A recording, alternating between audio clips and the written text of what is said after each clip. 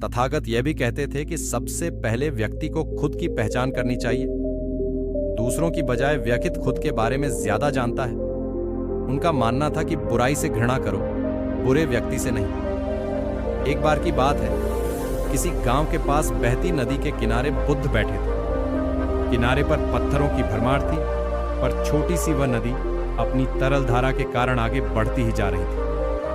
बुद्ध ने विचार किया कि यह छोटी सी नदी अपनी तरलता के कारण कितनों की प्यास बुझाती है, लेकिन भारी भरकम पत्थर एक ही स्थान पर पड़े रहते हैं और दूसरों के मार्ग में बाधक बनते रहते हैं। इस घटना की सीख यह है कि दूसरों के रास्ते में रोड़े अटकाने वाले खुद कभी आगे नहीं बढ़ पाते, परंतु जो दूसरों को सद्भाव और स्नेह देता है वह स्वयं भी आगे बढ़ जाता है। बुद्ध ऐसे ही विचारों में मगन थे कि तभी उन्होंने ग्रामीणों की एक भीड़ को अपनी ओर आते देखा। बड़ा शोर था और लोग किसी युवती के प्रति अपशब्द बोल रहे थे। तथागत ने देखा कि लोग एक युवती को घसीट कर ला रहे थे और उसको गाली भी दे रहे थे। भीड़ के नजदीक आने पर बुद्ध ने लोगों से युवती को पीटने और अपशब्द कहने का कारण पूछा।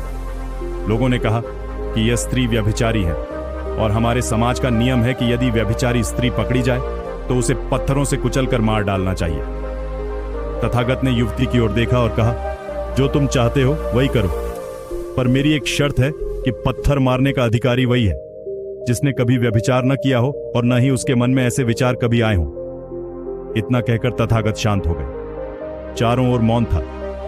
कुछ समय बाद लोगों की भीड़ मन में पश्चाताप का भाव लिए हुए वहां से विदा हो गए। इस घटना से यही सत्य उभरता है कि हम खुद अपने प्रति न्याय कर सकते हैं, दूसरों के प्रति नहीं, क्योंकि हमारी जानकारी दूसरों के विषय में अधूरी होती है। यदि हम किसी के प्रति न्याय करना चाहते हैं तो उसे ऐसा प्यार और स्नेह मिलना चाहिए कि खुद ही अपने दोषों को स्वीकार कर ले और उन्हें पुनः न दोहराने का व्रत ले।